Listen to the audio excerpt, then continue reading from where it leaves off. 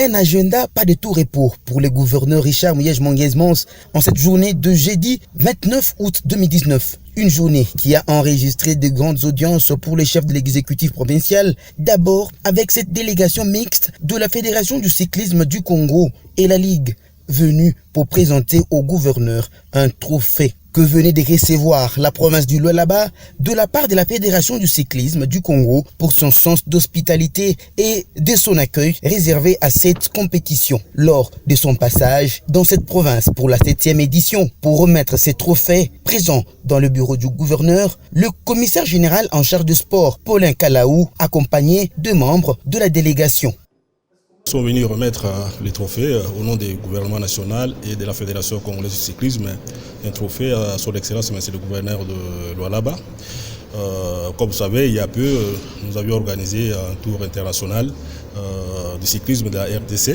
Donc, nous avons senti au niveau de Lualaba l'implication du gouvernement provincial, à commencer par le gouverneur lui-même et le ministre des Sports qui est à mes côtés. Ils se sont impliqués vraiment au fond et tout s'est très bien passé à l'étape de Lualaba. Et c'est par rapport à ça justement que le gouvernement national et la FEC aussi, la Fédération congolaise de cyclisme, ils ont envoyé ces trophées justement en guise de remerciement en fait, de témoigner leur gratitude, n'est-ce pas?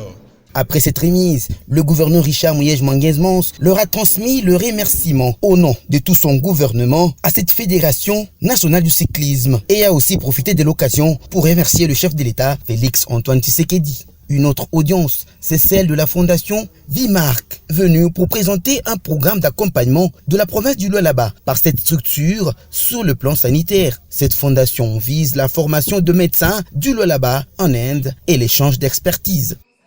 Oui, on a discuté les différentes opportunités pour améliorer la santé, l'éducation de santé aussi aux provinces et comment on peut envoyer les jeunes médecins à l'Inde, à Dubaï pour être plus formés.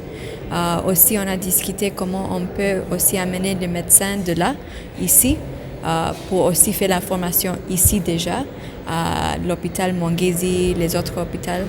Et comment on peut aussi faire les petites cliniques et aller dans tous les villages aussi et former là-bas aussi pour améliorer pas seulement en ville mais dans les villages aussi.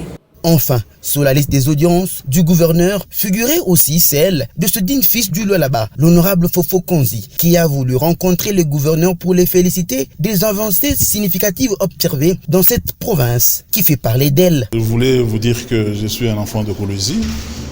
Ceux qui ne le savent pas, mon père était bourgmestre de Dilala, donc je me reconnais dans cette province.